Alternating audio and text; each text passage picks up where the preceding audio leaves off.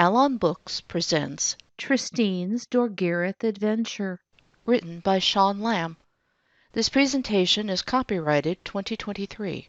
No portion of this presentation can be used or reproduced without written consent of the copyright owner.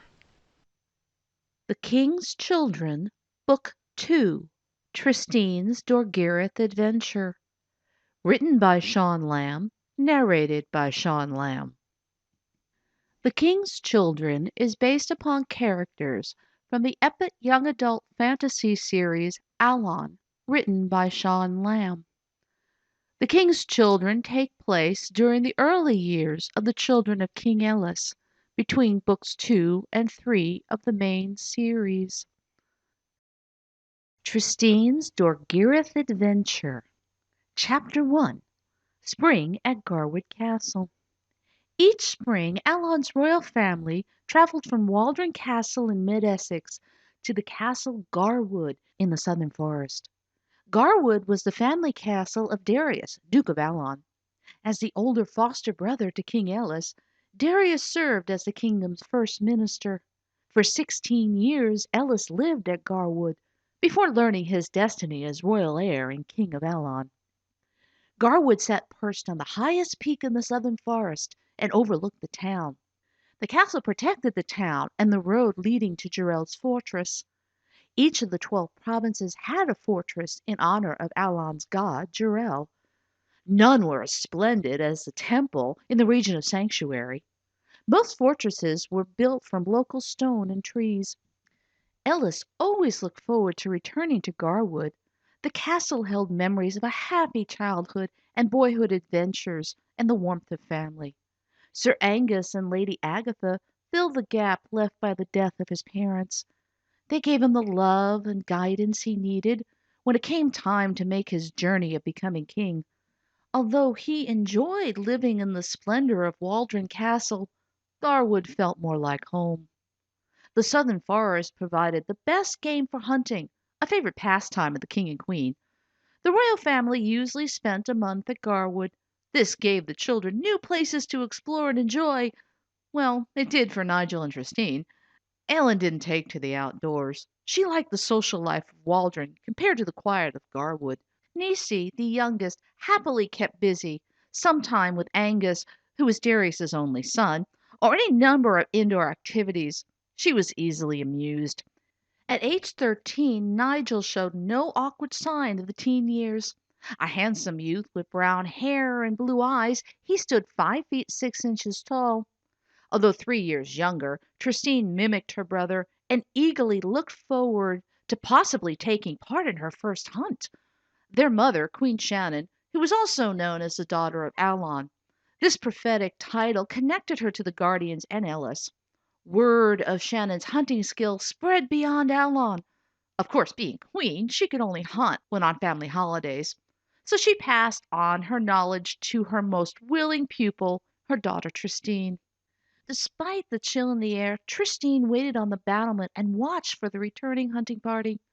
She again dressed in pants and doublet. Her long golden hair was braided and pinned on her head in a bun-like crown. Of the 4 siblings, she most resembled their father Ellis, with the same color hair and facial features, only she had hazel eyes compared to his blue. The past 3 days she waited and watched for their return. Those with her parents included Nigel, Darius, and Jasper. He was the 53-year-old faithful man-at-arms at Garwood, and he wore a patch over his left eye. She also knew the guardians, Kell, Avatar, Vidar, and Ren, went with them. Being immortal warriors, Kell and Avatar towered over the mortals at 7.5 feet tall. Created by Jarell to be captain of the Guardians 2,000 years ago, Kell also held the title of the King's Champion. So he went everywhere with Ellis. Avatar looked after Nigel as his guardian overseer. Avatar was only 1,800 years old. Unusually tall like all guardians, Vidar and Ren stood 6 inches shorter than Kell and Avatar. They were archers and not warrior. Vidar served as the queen's protector, and Ren the famed guardian huntress. Tristine had hoped to be included this time, but that didn't happen. Though her mother taught her the necessary skills, Her father still believed she was too young. She recalled their argument in the stables the morning that they left. Her father discovered her saddling her pony, wearing pants, doublet, and armed with a bow, quiver, and dagger. "But I'm 10. I can ride all day and shoot better than I did last year. Even mother said so." She motioned to her mother. Shannon stopped fetching her horse to respond. "Don't drag me into this. Your father knows my opinion of your skill." "See? Mother agrees I can go." Ellis shook his head as he pulled on his riding gloves. "That's not what she said. But I don't dispute your mother's good opinion." He took hold of Tristine's shoulder. "You've never camped out at night in the forest, and it's far different from a bed or a house with dark, unknown noises and shadows. Are you trying to scare me?" "No, I'm just trying to tell you reality." Ellis lifted her chin, his voice soft, and he smiled. "And your 10th birthday is still 4 days away." "Close enough." Tristine frowned, and remembering Nigel laughed at her reply. But the memory vanished when she jumped at a hand touching her shoulder. "You seem lost in thought," said Armis, her guardian overseer. Even for a warrior, Armis was large and muscular, with bright, friendly chestnut eyes. Guardian had different color eyes than mortals, as evidence of their heavenly nature. She shrugged and returned to watching the horizon. Twilight faded behind the western tree line. "They should be back shortly. The king did say 3 days." Again she shrugged. Armis continued. "I know you wanted to go. When you're older—" "I'm not afraid of the dark or the forest. Not like Nisi, who hides at thunder. Nor am I girly like Allon." "Oh," he said with understanding. "You're eager to prove your courage. Well, little one, don't be so eager for an adventure you're not ready to face." She turned on him, not afraid of confronting someone 2.5 feet taller than she. "Who says I'm not ready? I'll be 10 years old tomorrow, the same age as Nigel when he went on his first hunt for more than a day." "The king!" shouted a soldier from the tower gate. Excited, Tristine spied the returning group. She began waving, "Father!" "I don't see a stag," said Armis. She ran down the battlement to the courtyard to await their arrival. Soldiers opened the main gate, and they entered. "Father, did you down a stag?" she asked. "No, nothing. Not a single boar or stag," he groused. The group dismounted, and the grooms took the horses. "Well, sire, this time of year boars tend to stay near their nests," said Wren. The beauty and good looks of guardians far exceeded mortals, and Wren had auburn hair and beautiful green eyes. "You mean they hibernate like bears?" asked Tristine. No, nor do they have nests like a bird, rather thickets or abandoned dens that they find. They eat when needed, but most of the time they rest and hide from predators to conserve energy until the weather turns warmer. They should be emerging soon. If you go out again tomorrow, sire, I'm sure Wren will lure a boar out of hiding, so you won't go away empty-handed," said Jasper. "But tomorrow's my birthday. He can't go without me," insisted Tristine. Jasper smiled. All the more reason for guardian assistance. "I thought at his age he wouldn't be so ornery," said Ellis to Darius about Jasper. "Age has only made him worse," said Darius. "I still have enough life in me to deal with 2 upstart boys," said Jasper. He fought a smile as his good eye shifted between Ellis and Darius. "How bad did my father act at my age?" Tristine asked Jasper with eagerness. "There are stories I can tell. It would take all night, and I still won't be finished." Jasper took her by the shoulder to steer her to the house. "I'd like to hear them too," said Nigel. He joined them. "Don't fill their head with nonsense, and don't be late for dinner," called Ellis. They snickered with amusement. "Let's clean up," he said to the others. Later, in the dining room at Garwood, the entire family gathered, including Ellen, age 12, Nisi, age 8, Arista, Darius's wife, and their 9-year-old son Angus. The guardians stood in their usual places during mealtime. Kel waited near the king's chair, and Vidar at the end where Shannon sat. The overseers, Avatar, Armis, Morel, and Mahon, stood behind the chairs of their royal charges. Morel and Mahon were also warriors and responsible for protecting Ellen and Nisi. Jasper and Edmund also sat at the table with the family. Edmund was the steward of Garwood. They ate meals with the royal family whenever they visited. Oh, strict protocol and ceremony were reserved for Waldron and state occasions, but at Garwood, Ellis relaxed the rules, giving them all a time for unwinding, recreation, and enjoyment. Small talk about the disappointing hunt took place during the meal until Jasper said, "Perhaps we should widen our hunt and try Dorgirith." "No!" snapped Ellis. He surprised everyone with his outburst. After a brief moment, Tristine asked, "What's wrong, father? I've never heard you mention Dorgirith." Ellis saw Shannon shake her head at him, so he calmed his temper. "Nothing's wrong. There's just no need to go to Dorgirith." "No need to fear, sire," said Kell. The handsome captain's golden eyes were in marked contrast to his black hair, and he looked at Ellis. "I'm not afraid," the king snapped. Kell continued, not stopped by the curt response. "The dark way was broken long ago, and Jarrell's seal lasted only while you and the daughter of Allon lived there." "You lived in Dorgirith?" asked Nigel, his curiosity piqued. "Only for a short time." Ellis waved aside the subject, but Shannon joined the conversation. "My grandfather Niles and I rescued your father from King Marcellus's men. We hid in Dorgirith until the time to go forth and confront Dagar in the dark way." "Well, how old were you, Mamma?" "I was 15 and your father 16 when we met. It was the same escape during which I lost my eye," said Jasper. "Well, after we separated, that is." "And I waited, frantic with worry, for Ellis and my father," added Darius. "Ellis and I wouldn't meet until 2 years later at the ruins of Dunlap. We fled Garwood to the safety of the ruins when the king's men came here to find Ellis." A fond smile appeared as he continued. "We left our refuge with nothing but hope, a single horse, and a wagon to help him become king." "Just you and father?" asked Ellen. "No, Jasper, Niles, Kemp, Ned, Fagin, Edmund, Aaron, and the boys' nurse Della went with us." "Well, how old were cousin Ned and Fagin?" asked Nigel. "Ned was 12 and Fagin 10 at the time." "My age," said Tristine under her breath. "We left them with Randolph in the Highland for their safety. He adopted them after their father, Kemp, died," continued Darius. "So that's how Fagin inherited the Highlands and now serves on the council," said Nigel. "Mother, where were you?" asked Nisi. "With Ren and Vidar waiting to begin my part in helping the Guardians to return." Tristine became concerned. "But how did you and father reunite?" "At the battle. He with the council forces and I with the Guardians." Tristine appeared to be pondering the news. Ellis grinned at her. "It's late. You should get some sleep so we can get an early start to find your birthday stag." Surprised, her face brightened. "A hunt on my birthday?" He laughed. "You didn't think I'd forget? But in the stables, you said I couldn't go. For an overnight hunt, not a single day outing. Only no help from Wren." He tossed an amused glance at the guardian huntress.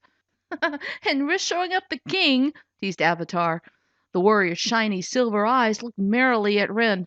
"No, I do it to show up a wisecracking warrior," she replied. In her excitement, Tristine ignored the guardians and asked Ellis, "Where is Dorgirith? We can try it like Jasper suggested." "Never mind," he snapped. "4 miles northeast," said Jasper. He received a scolding glare from Ellis. "Don't encourage her." Jasper snickered. "I don't have to. She's your daughter and very capable of matching your stubbornness. She even looks like you at that age." The others tried not to laugh, so Shannon nodded to Nigel. He took the cue and spoke to Justine. "Come, we should both retire, especially since I'll be waking you before dawn." Tristine's Dorgirith Adventure, Chapter 2, Tristine's First Hunt. Bright and early the group left Garwood with two more individuals, Tristine and Armis. She dressed like her mother in doublet pants, bow, quiver, and a dagger. Though armed with bows, the men also wore swords whenever leaving the castle. The gray light of dawn broke over the horizon as they headed northeast. "We are going to Dorgirith," said Tristine happily. "No," said Ellis. "We ride this way for 3 miles until the fork. Then we turn due east to head for the best hunting ground." "Not best for 3 days," said Jasper. "Well, that's only a mile from Dorgirith." Tristine tried to hide her disappointment. Shannon pulled her horse beside Tristine and spoke. This is your birthday hunt. Time for you to show your skill, whether in Dorgirith or at your father's preferred hunting ground. Hi, Mama, she smiled. And at the fork in the road, they turned due east. Movement caught Tristine's attention. She slowed her pony to get a better view of a very large grove of trees just north of the road. More movement. Then she saw it. A stag! She sent her pony in a gallop off the road and toward the trees. Tristine! Shouted Nigel. He kicked his horse to pursue her. At the front of the group, Ellis stopped and turned his horse around just in time to see Armis and Avatar leave to follow their charges. But Shannon spoke before he did. No! Armis! Avatar! Wait! The warriors halted, somewhat confused by the order. Majesty! They're heading for Dorgirith, said Armis. Ellis moved his horse alongside Shannon. Why did you stop them? Not stop, just delayed. He looked both puzzled and annoyed. No delay. Armis, Avatar. He waved them to continue. I said wait. Shannon, that's Dorgirith, insisted Ellis, growing angry. Aye, and both need to learn a lesson. Nigel must be prepared for the unexpected, and Tristine to curb her impulsive recklessness. Things I know a certain boy had to learn. You've been talking to Jasper, haven't you?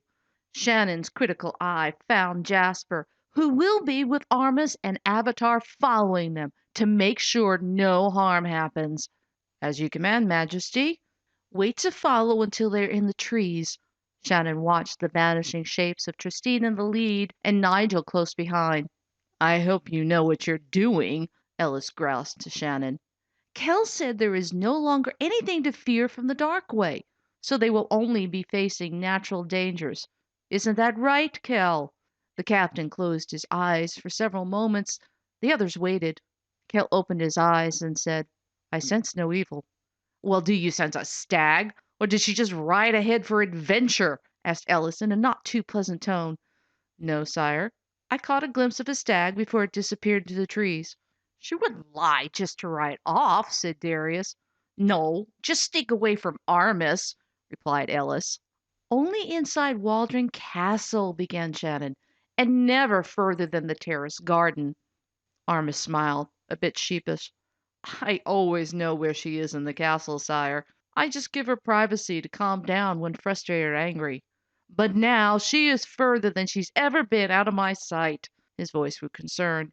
He looked at the horizon, but no sign of Tristine or Nigel. Go, said Shannon, but slowly and don't let them see you. And have 'em back by nightfall, added Ellis. Aye, sire. Jasper saluted, turned his horse, and headed for Dorgirith. Armis and Avatar followed them. Do we go hunting or return to Garwood? Asked Darius. Return to Garwood. I have no desire to hunt now, said Ellis. All will be well, sire, said Kell. All will be well when they are safe and sound. Ellis snapped the rein and headed back to Garwood. Shannon pushed her horse to catch up to him. Ellis! He slowed his horse from a canter to walk so that she could join him. I'm certain they'll be fine. Trust Jarell, Jasper, and the Guardians. He frowned with reluctance and glanced back at Dorgirith. I'm not as certain as you. Faith and trust aren't based upon certainty. He nodded at the reminder. Aye, you're right. I should know better. Also, you should know Tristine learns from me so she can be with you. She's just excited. He chuckled. Aye, ever since she could walk and talk, she waits for me to return, whether from hunting or state business. I too look forward to her hunting with us today. Perhaps I should have done so around Waldron, and not here, not so close to Dorgirith. His expression changed back to concern, so she asked, What troubles you about Dorgirith? You know what happened to us there. Oh, the danger is past. We defeated Dagar in the Dark Way. Dorgirith is once again a normal forest, not haunted by his evil. Sire, Kell ran up to come alongside Ellis. Continue with Vidar and Wren. I'm going to join the search. But you said there is no danger. I said I didn't sense evil.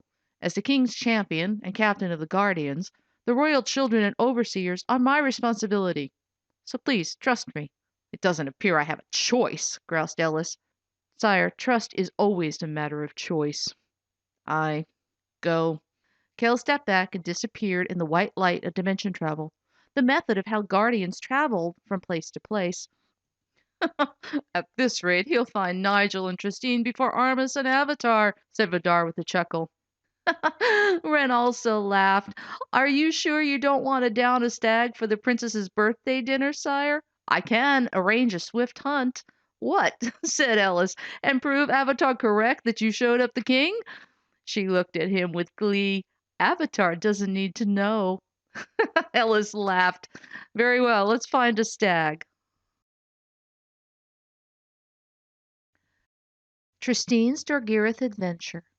Chapter 3. Into Dorgirith. When Tristine entered the forest of Dorgirith, a strange moaning and echoing sound began. Her pony became agitated. He tossed his head, neighed, and bucked. She fought to bring him under control.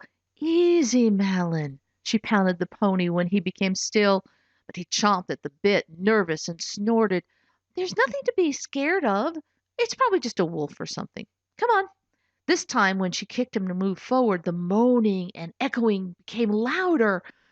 Malin reacted, reared, and threw her. She landed hard on the ground. Malin ran out of Dorgirith. Malin, come back! She got to her knees, but flinched in pain. Her butt hurt from the fall. Tristine! Nigel called. I'm here.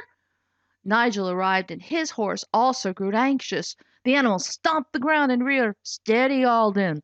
The horse didn't respond, so Nigel made an awkward dismount. Easy, boy. The horse bolted. Alden!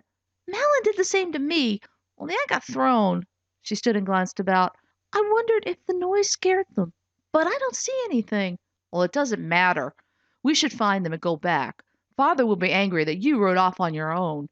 I saw a stag. Isn't that what the hunt is for? For me to find prey? Now don't be contrary. I'm trying to keep you from getting into trouble, and I want to continue my hunt. She removed her bow. You wanted to come to Dorgirith, and now you're here. No, I saw a stag. He didn't look convinced. Nigel, I swear I'm not lying. It came in here. When he remained silent, she added, Please, give me a few minutes to look for the tracks and prove it to you. Oh, very well. 5 minutes.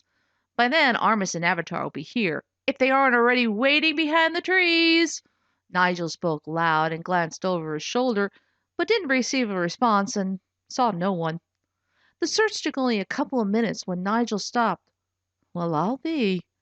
He got down on one knee to examine cleft hoof tracks. You did see a stag. I told you. Justine knelt beside him and touched the tracks. I think these are fresh, at least from what Mama and Wren told me. Aye, the tracks are fresh and go further into the woods. She smiled and moved to follow the hoof prints. He jumped up to stop her. We should wait for the others. Why? It might get away. Together we can down it. And wouldn't Father and Mama be pleased? Oh, all right. But let me go first. Nigel readied his bow. No, it's my birthday. She huffed and ran ahead. Meanwhile, Jasper's horse became so upset before entering Dorgirith that Armis and Avatar tried to calm it. One mighty buck, and Jasper flew out of the saddle and right into Avatar. The guardian caught Jasper and set the mortal on his feet. The horse ran off. That didn't go well, said Avatar. Jasper straightened his doublet and picked up his hat. I wonder if Tristine and Nigel had a problem with their horses. And what is that noise? The guardians listened for a moment to an eerie whining. I don't know, but her pony is scared of everything, said Armis. Not Alden, said Avatar. He just finished speaking when Alden bolted out of the trees a quarter mile away from them. You were saying, said Jasper to Avatar. Avatar closed his eyes for a moment and then said, Nigel is unharmed. And I don't see anything wrong with Tristine, said Armis. Well, being on foot, they should be easier to find, said Jasper. Avatar chuckled. On foot or horseback doesn't matter to a guardian when tracking a mortal. We can easily outrun a horse. But not stop one from throwing me, said Jasper. Well, next time I won't catch you. Armis ignored the humor and stared at Dorgirith in concern. They've gone deeper into the forest. We shouldn't let them get too far ahead. Meanwhile, as Tristine and Nigel moved through the trees, Nigel paused to check for more tracks. Are we going in the right direction? Asked Tristine. I watch for more hoof prints and broken lower branches or some trampled foliage. That's how you can tell which way it goes. I know that. I just asked since you knelt. He stood and wiped the dirt off his hand. Since this is your first hunt, you should be sharpening your skills, not me. Next time you examine the tracks and tell me what you find. I will. She only took half a dozen steps from him when it started. A low, moaning, eerie sound. What's that? He didn't immediately answer for listening. I don't know, but it doesn't sound like an animal. Nigel! Before he could react, her bow was up. She aimed and fired. The arrow whizzed past his face. What did you do that for? He demanded, breathing hard in fright. Tristine didn't answer, for hearing a thud, and the sound changed pitch, accompanied by a hollow echo. I think I hit something. Really? My face was almost in the way. No, listen. Nigel did so. Well, it doesn't sound the same. Tristine ran in the direction she fired, with Nigel at her heels. Shortly they came upon a tree from which hung several wooden tubes. Her arrow was lodged in the trunk of the tree, and a rope draped over the shafts, with the tubes swinging in the breeze. Noise came from the tubes, and a hollow echo occurred when the tubes struck each other. A wind chime! You shot a wind chime, said Nigel with annoyance. I saw movement and heard noises. I thought it was a stag. Besides, what are wind chimes doing in the forest? I don't know, but you don't shoot until you have a clear line of sight. You could have hit me. Dejected, she hung her head. I'm sorry. I just reacted. You know I would never hurt you, she sniffled with remorse. Nigel placed a comforting hand around Tristine's shoulders. I know. You just scared me. That's why I scolded you. He made her look at him. But truly, you don't shoot until you can clearly see your target. I promise. I won't shoot again until I know what I'm aiming at. He took a deep breath to calm down. Huh. I wonder why Armus and Avatar haven't found us yet. I hate to think what Armus will do when he does. You've already scolded me, she said, and a scolding you deserved. I. She seized his arm and whispered, Over there! Sure enough, 100 yards away, the stag appeared. Down! Nigel pulled her to the ground. If we are downwind, it will smell us. Turn this way and it will see us. I can hit it from here, she said. No, without cover to take aim, it'll run before you shoot. Nigel glanced around. There, he pointed to the right. 50 feet to that brush and a boulder. Carefully make your way there and get ready. I'll take cover behind these trees. But wait for my mark to shoot. He stressed the word wait. Nigel found his spot quickly and watched Justine cautiously make her way to the patch of cover he indicated. The stag grazed on spring grass and still appeared unaware of their presence. Nigel waved to her and she waved back. He made a hand gesture and readied his bow. Tristine mimicked his actions. He took steady aim, but to get a clear shot meant stepping out from the trees. The stag lifted its head and looked in Nigel's direction. It ran off the same time Nigel loosed his arrow. He missed. The stag headed toward Tristine. She stepped out of her confinement, ready to shoot, but the stag turned away and leapt over a log. She lowered her bow to give chase. Tristine, wait, said Nigel, and he quickly followed her. He dodged limbs and brush to keep her in sight. Reaching the log the stag jumped over, Nigel hurried over it himself, unaware that the slope on the other side went down. He tumbled all the way down the incline and into a pit at the bottom. For a moment he lay stunned and wondered what happened. Before surveying the pit, he checked his arms and legs to make sure of no broken bones. He judged the pit to be about 10 feet deep, with clear sides, meaning there weren't any limbs, rocks, or footholds to climb out. Even at 5.5 feet tall, the pit was too deep for him to jump and reach to grab hold of something and pull himself out. Wonderful! I fell into an animal trap. Tristine! He shouted. No answer. Tristine! Help! I'm in a pit trap! Again he waited for any response or sign of her return, but nothing. Avatar! Are you nearby? Now is a good time to come out. He didn't receive a reply for that either. Nigel tried to climb out, but the dirt wall came loose in his hands and he slipped back down. He made another attempt to climb out, this time by jumping as high as he could and hoped to find something to grab onto. After 6 tries and jumping, he found a handhold but lost his balance and fell back onto his buttocks. He took a few gulps of air to regain his breath. Tristine! Avatar! Somebody!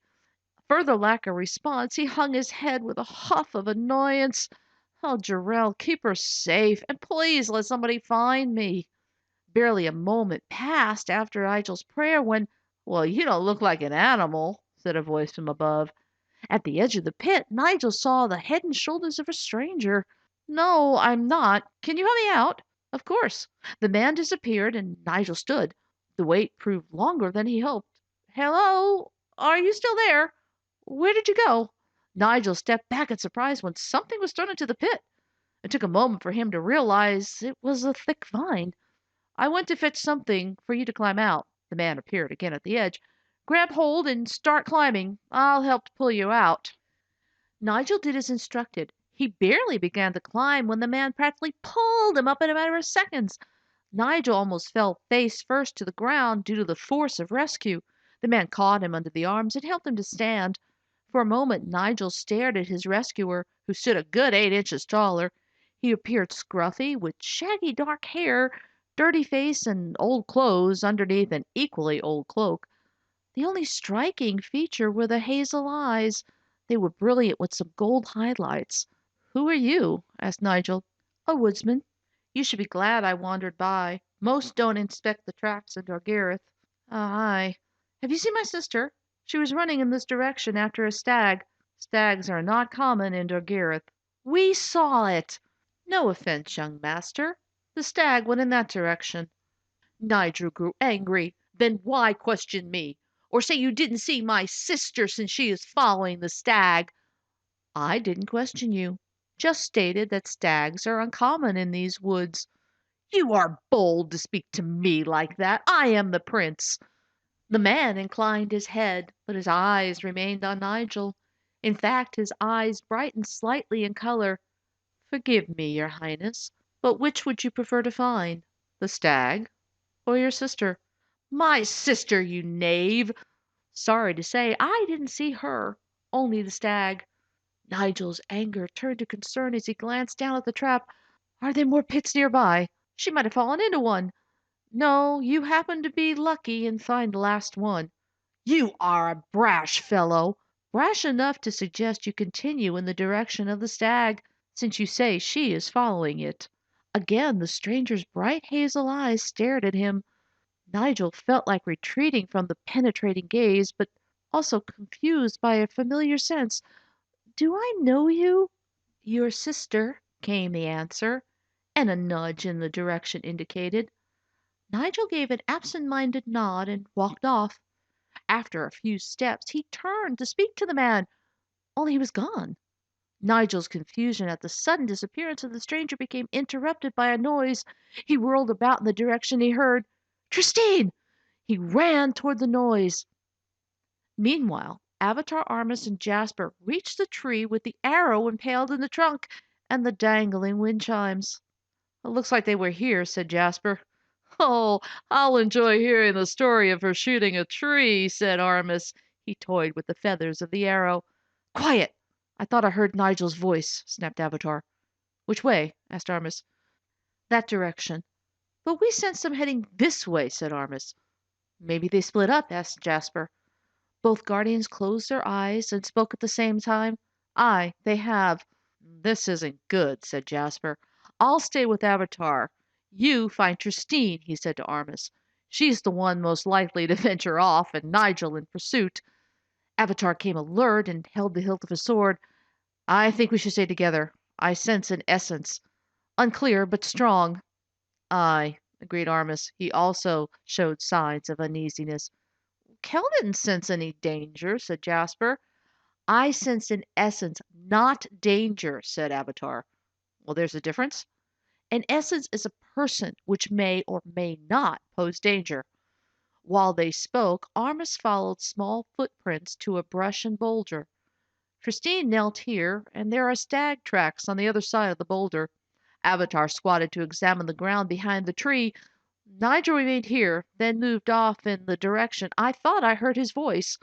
So they weren't too far apart in following the stag, said Jasper. He's right, said Armis. You two move parallel to me about 100 yards. He left and started following Tristine's tracks.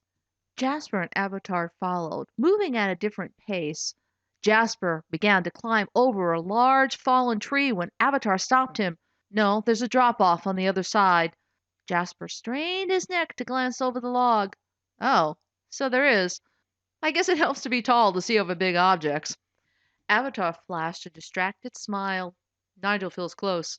He made a trek around the fallen tree, but he slipped and slid down the slope all the way to the bottom, where he stopped next to the pit. Watch the slope, it's slippery, he called up to Jasper. Avatar turned his attention to the pit and he knelt by the opening. Nigel, I guess you didn't watch your footing. Did you say something? Asked Jasper. He joined Avatar by the pit. The Guardian straightened to his full height with a big grin on his face. Nigel didn't see the slope I helped you avoid. He fell into the pit and used the vine to climb out. Well, you wouldn't be pleased if he was hurt. Avatar continued to smile. Just like Armis is curious to know why Tristine shot the tree, I want to hear how Nigel found the pit. Loud, angry grunts sounded only a second before a huge male boar barreled through the underbrush. It ran into the front legs of Avatar and knocked him backwards into the pit. Jasper reached for his sword when the boar turned toward him. He barely sidestepped when it charged. His foot slipped on the edge of the pit and he glanced back. Avatar lay at the bottom and didn't move. Avatar? The boar snorted and pawed the ground. Jasper reckoned the beast weighed at least 300 pounds. It stood 4 feet at the shoulders with large tusks capable of killing anything. When the boar charged again, Armis stepped between it and Jasper. But the boar passed under the swipe of Armis's sword and rammed him into the tree. Upon impact, Armis's knees buckled and he dropped his sword. Armis shouted in the ancient language of the Guardians to call upon his extra heavenly strength. He tackled the huge beast. In fearful amazement, Jasper watched the wrestling match between the powerful Guardian and huge beast. At one point, Armis was knocked to the ground, but spoke the ancient again, regained his feet. He held the boar upright under the front legs and pressed the beast against his body so it stood on its hind legs. It squealed in angry grunts and snorts and tried to use its tusks and teeth to gouge or bite Armis. The Guardian fell to the ground on purpose, holding the boar on top of him. His hands moved to grab the neck of the boar. With a mighty shout, he twisted and snapped the boar's neck. He pushed the dead beast to one side, but remained on the ground to regain his breath. Momentarily speechless, Jasper stared at the boar. You killed it with your bare hands. Armis sat up. He still breathed heavy from his fight with the boar. Hearing a groan brought Armis to his feet. Where's Avatar? In the pit. It knocked him down when it first charged. They looked over the edge. Avatar sat up and held his head. I think this was supposed to trap the boar and not you, said Armis. Ha ha, said Avatar in mocking laugh. He stood and reached up. Give me a hand out. Armis bent over the edge, reached down, clasped Avatar's hand, and hoisted him out of the pit. Avatar spied the dead boar. Is that your doing? He asked Armis. Aye. I just hope Nigel and Tristine haven't run into anything like him, said Jasper. Let's find them quickly, said Armis. They continued running in the direction of the stag tracks. Tristine's Dorgirith Adventure, Chapter 4, The Cave. Tristine ran as far and fast as she could, but lost the stag when it disappeared further into Dorgirith. She stopped and nearly collapsed to sit on a log to catch her breath. You appear to be in some distress. Startled, she bolted up at hearing a male voice. Before her appeared a scruffy man with dark hair. Who are you? She asked, trying not to sound frightened. A woodsman. You have nothing to fear from me. He smiled. His bright hazel eyes appeared friendly. She relaxed and returned his smile. "Don't see many people in these parts. What brings you here?" he asked. "Hunting." "Stag or boar?" "Stag, but I couldn't run any more." "Running isn't how you catch a stag." He glanced about. "Then why are you alone?" "I'm not. My brother is with me." "Really? I don't see anyone else." She looked in the direction she came. "He was right behind me." "Well, it appears you outran him in a pursuit of the uncatchable stag." "I can't outrun Nigel. He's bigger and older." "Then where is he?" His bright hazel eyes stared at her. She gazed up at him and became worried. When she didn't speak, he asked, "Which are you more concerned about, your brother or the stag?" "My brother, of course." "But you left him to chase a deer. Maybe he's hurt or lost." "No." She moved away from him, calling, "Nigel!" "How can you find him if you didn't pay attention to the way you came?" "I came from that way." She pointed. "No, you came from that direction." He pointed opposite her. Puzzled, she looked first at him and then in the different directions. Reckless impulse made you run blindly after a deer. What will you do now that you don't know where you are or where your brother is? She fought back tears of fright and uncertainty. "I don't know." He took hold of her bow. "Were you taught how to use this?" "I. But what does that have to do with finding Nigel?" "When one is trained to hunt, tracking is among the skills taught. Put your knowledge to proper use and don't give in to the impulse of moving quickly. Will you help me?" "I already am." Again she gazed into his bright eyes. "Do I know you?" He smiled, soft and encouraging, and he turned her around and said, "That way." Without looking back, Tristine headed in the right direction. She watched the ground for signs of footprints or broken low branches and the trampled plants that Nigel mentioned earlier. She stopped upon reaching a small clearing to get her bearings. She did remember passing what appeared to be a very large mound with an opening partially blocked by fallen rubble. Light came from inside the opening. Strange. Was it candlelight or natural light? Who would live inside a mound? She moved to investigate. After removing some of the debris, she discovered an entrance large enough to fit a tall man. "Tristine!" She stepped back from the opening. "Nigel!" She met him with a hug. "I thought I lost you." "Almost. Are you hurt?" "No. And you?" "No, but I fell into an animal trap while running after you." She hugged him again. "I'm sorry. I didn't mean to run off and leave you. How did you get out? Did Avatar help you?" "No. A woodsman came by and fetched a vine so I could climb out." She looked curiously at him. "A woodsman found me when I couldn't run any more. He scolded me for leaving you behind to chase a deer." "What did he look like?" She shrugged. "Taller than you, with dark hair and nice eyes."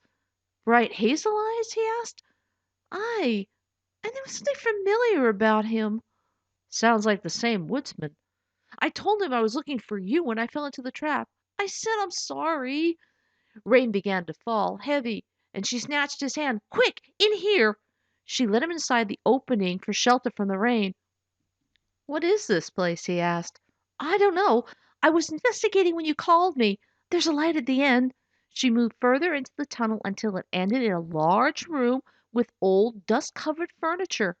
10 feet off the floor, a large hole allowed natural light and some rain into the room. "Looks like someone lived here," she said. Nigel began to move about the room. A smile grew. "This may be the cave where Mama and Father stayed with Grandpa Niles." "You think so?" "They said they live in Dorgirith, but let's look for more clues just to be sure." Tristine crossed to the back of the cave and avoided the raindrops coming through the opening. Nigel entered a second room. "There are a few books on the shelves," she said. She took one down. "It's the Book of Verse." Opening the book, a few pages fell out, only it's not in good shape. "Well, this appears to be a bedroom," he called from the other chamber. Hearing a crash and gasp of surprise, she hurried in the other room. "Nigel!" He sat on a shabby stuffed mattress between pieces of splintered wood. The bed broke when I sat down." He stood and moved from the bed. His foot kicked something toward Tristine. It made a clanging sound. She bent to pick up the round object. She rubbed off the dirt for a clean view of it. A brooch, and with the symbol of Garwood. She held it out to him. Nigel took it for examination. "Father said they fled Garwood. This might have belonged to him as a lad." He smiled. "And proves this is the cave." She laughed with delight. "Wait till we tell them. Instead of a stag, we found the cave. Let's see what else is here." Eagerly they searched the cave, ignoring the intermittent rain coming from the outside. Seeing something on the floor, Tristine knelt and removed some fallen part of the roof, burying the object. The old leather cover was dirty and badly scuffed. "It's another book." She brought it out from the rubble for further inspection. "It's not as big as the book of verse." "What does it say?" he asked. "I'm mostly finding old kettles or broken pottery." Tristine moved to a table and sat on a stool. She carefully opened the book. She breathed a sigh of relief when no pages fell out. "Well?" asked Nigel. He still searched the room. She didn't immediately answer, for gently turning the pages to read, a large smile appeared, and she glanced up when Nigel came closer to lean over her shoulder. "It's Grandfather Niles' journal. At least, that's what it says on the first page." She pointed and read, "I, Sir Niles, formerly the King's champion, write this to chronicle my life and events since the fall of the House of Tristine." Nigel found another stool and moved to sit beside Tristine. Both became absorbed in reading, yet gentle in turning the pages. "So Kell visited grandfather to tell him about mamma's birth," said Nigel. "Aye, but he only saw Kell twice before. Once when Kell warned him about the coup, and then when he fled the castle with our great great grandfather, Prince Achilles." Tristine turned back a couple of pages. "Here," she pointed for Nigel to see. "Kell instructed him to bring Achilles here for safety." "Well, that means Dorgirith became the refuge for both sides of our family, mamma and father." Nigel traced the words as he read the line. "But it doesn't say anything about mamma's parents." "Shh! Quiet!" "What?" he asked. "I thought I heard someone." "Tristine!" "Armis," she said, identifying the voice. Nigel heard his name and Avatar. Nigel moved under the opening. "We're down here." "Where?" called Avatar. "Inside the cave." Avatar's head and shoulder carefully peeked over the edge. "Well, how did you get in there? There's no way to climb down." "Through the opening," Nigel pointed behind him. Avatar disappeared. A few moments later, he, Armis, and Jasper entered the cave. Armis widely smiled. "A little messy since the last time I visited." "Oh, when was that?" asked Tristine. "The day your parents left for their appointed destiny." She tapped on the book. "This is a journal Grandfather Niles kept. It chronicles everything. Kell telling him about Mama's birth, Father's rescue, well, everything. Well, I would assume until the day they left." "Father's brooch from back then." Nigel held it out. "See the Garwood crest? The clasp is broken, but that can be fixed." Jasper took the brooch. "No, this belonged to Sir Angus, not Ellis." He pointed to a word engraved on the rim. "Delius is the ancient word for faithful. All the lords of Garwood since Sir Dunham wore this brooch." "Then it's 500 years old?" asked Tristine. Jasper chuckled. "Not this particular version, but the design and designation was commissioned by King Tristan to honor Dunham's faithful service in helping him reclaim the throne." Jasper smiled in fond remembrance. "Where did you find it?" "In the bedroom," said Nigel. "I always wondered what became of Sir Angus. Oh, Ellis told me he died while fleeing, but not where or what became of his body. I guess they must have brought him here." "They did," said Armis. "His burial mound is not far from the cave." Jasper fought back tears. Seeing Nigel's sympathy, he said, "I was squire to Sir Angus, and with him when he found your father as an infant." "Oh, then you keep the brooch." "No, I'll give it to Darius, but I will pay my respects. Where is the mound?" he asked Armis. Turn right from the cave and go about 100 yards. You can't miss it." Jasper left. "We'll give him some time, and then we should leave. It does grow late," said Avatar.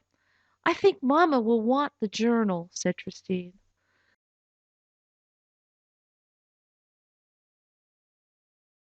Tristine's Dorgirith Adventure. Chapter 5. Return to Garwood. Kell returned to Garwood and joined Ellis, Shannon, Darius, and Arista in the family drawing room. The fading rays of sunset came through the window. "Kell, are the children with you?" asked Ellis.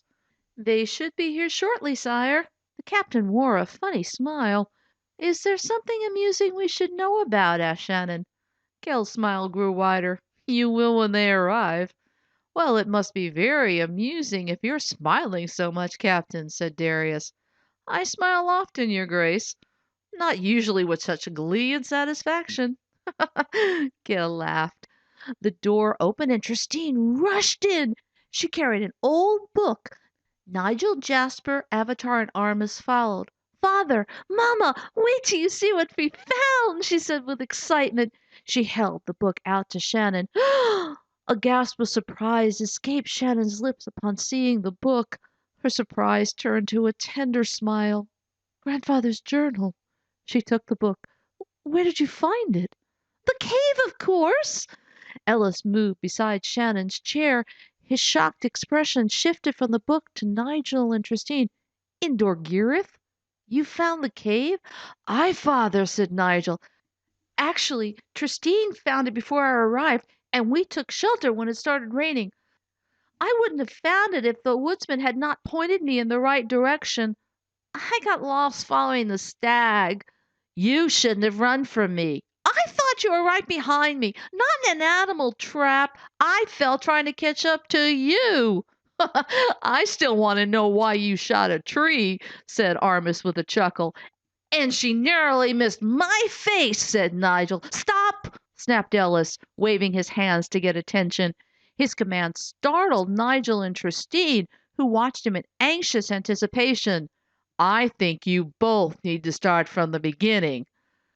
For almost an hour, Tristine and Nigel retold the Dorgirith adventure. Avatar and Armus and Jasper added a few comments, but let the children do most of the talking. Ellis sat on the arm of Shannon's chair. They paid close attention to the story. Ellis fought to keep his composure when Jasper gave Darius his father's brooch. Darius wiped the tears from his eyes and turned the brooch over in his hand. "I'll have the clasp fixed." Tristine hugged Darius. "I'm sorry you're sad, Uncle." "Oh, I'm not sad. Happy for this to be returned." He kissed her forehead. "Thank you for finding it." "Oh, it was Nigel. He nearly stepped on it. I just picked it up." "Then I thank you both." "I'm glad to have found it, sir," said Nigel. Ellis approached and touched Tristine's shoulder. "Finding the cave and the brooch can be considered good things, but how you discovered them is the problem. You ran off." She frowned with regret. "I know. Nigel already scolded me. I just got excited.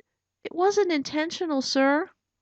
Ellis kept a steady eye on her, not really convinced. "Excitement in leaving our group to chase a stag, perhaps. But you defied Nigel when he wanted to wait for us. He is not only your older brother, but also the next king. You owe him respect and obedience. He was looking out for your welfare." "Not to mention nearly shooting me," said Nigel. "I already apologized twice," she said, her lower lip pouting with emotion. Ellis turned to Nigel. "I heard the earlier apology, so I assume by her statement she did so at the time of the incident." "Aye, sir." "Then there is no need to bring it up again. One apology should be sufficient to forgive your sister." "I do forgive her. I just don't want her to repeat the behavior and possibly end up in worse trouble or even injured. I don't think I could handle it if something ever happened to her." Ellis looked steadily at his son. "How do you think your mother and I felt when you both rode off?" "Worried." "Indeed. Very worried." "I'm sorry, sir." Apology accepted. Ellis's gaze shifted between Nigel and Tristine. Unexpected incidents will happen, both intentional and unintentional. How you deal with them is the key to keeping them from turning into disaster. This time the woodsman helped you both. Next time, you may not be so fortunate to have such help. Avatar, Armus, and Jasper found us, said Tristine, after the danger and trouble had passed. Learn from this, and think before you rush off, and when someone tries to counsel you, listen. Aye, sir. She straightened, and her face showed resolve. What punishment will there be? Ellis fought a grin at her willingness. Well, considering this is your birthday, your punishment can start tomorrow. You will spend the entire day in your chamber, and you won't go hunting again until you receive further instruction on tracking and waiting until the proper time to shoot.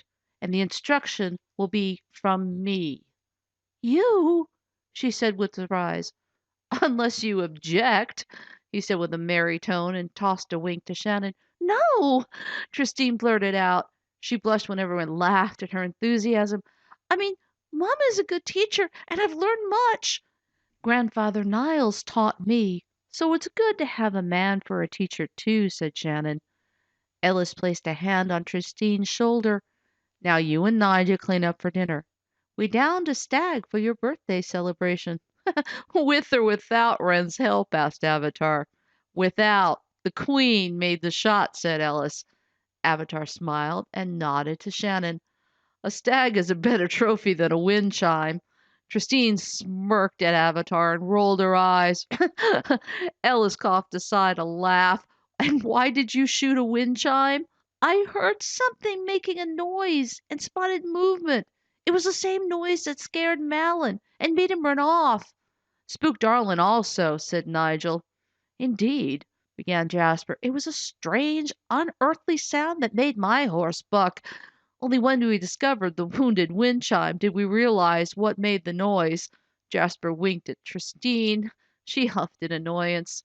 Ellis smiled and escorted Nigel and Tristine to the door. He closed it after they left. I must find this woodsman to thank him.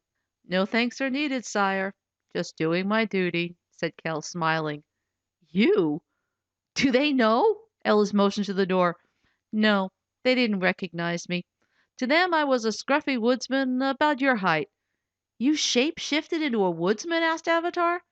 No, said Kell. I didn't take anyone's place. I simply appeared as I would if I were mortal.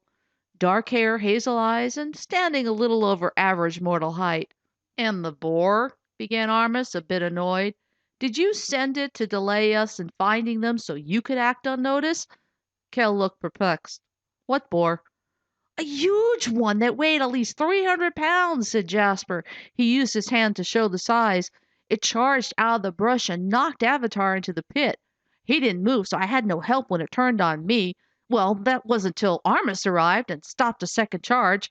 Hardly stopped. It ran me into a tree, said Armus. You wrestled and killed it with your bare hands. Jasper turned to Ella, Shannon, Darius, and Arista. I'd never seen anything like it before. He stood it up on its hind leg and broke its neck. Amazing, said Arista in awe. Armus heaved a casual shrug. I had to call upon my special power of strength. Still, it wasn't easy.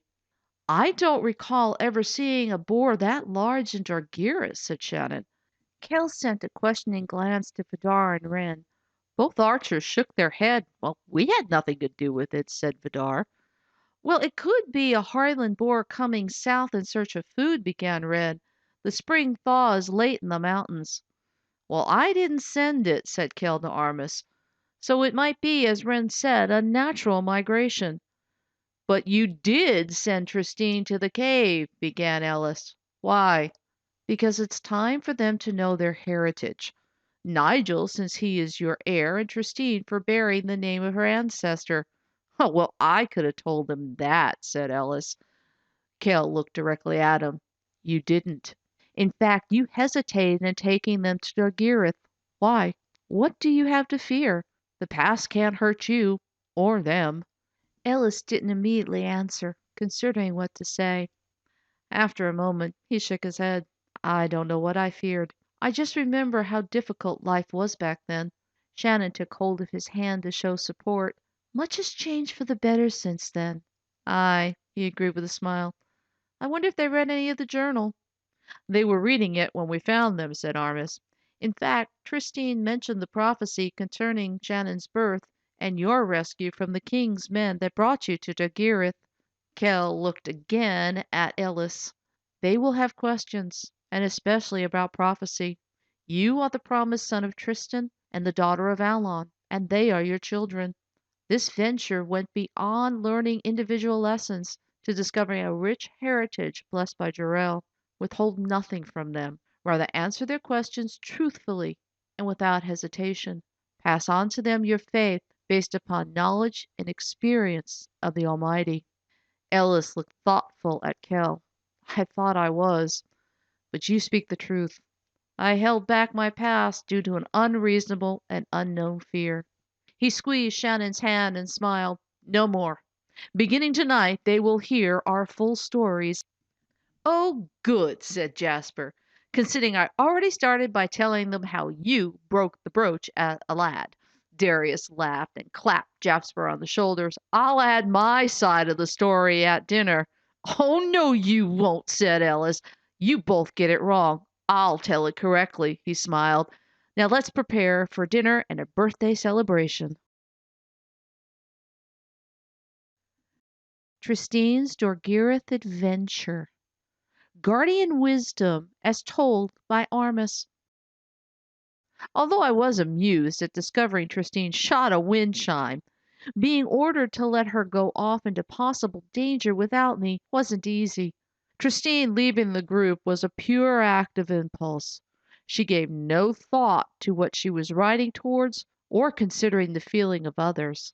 This fact became real and frightening when she believed she lost Nigel. Yes, they discovered the cave, facts about their parents' past, and returned safely.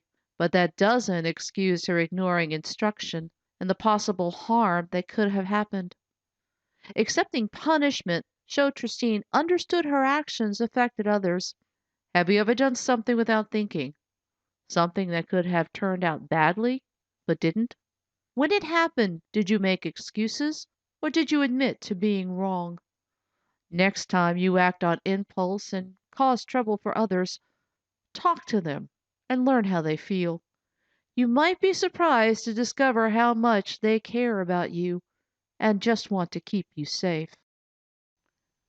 The End. The King's Children. Book 2. Tristine's Dorgirith Adventure. Copyright 2013 by Shawn Lamb. Original Allon character design and illustrations by Robert Lamb. All rights reserved. Published by Allon Books.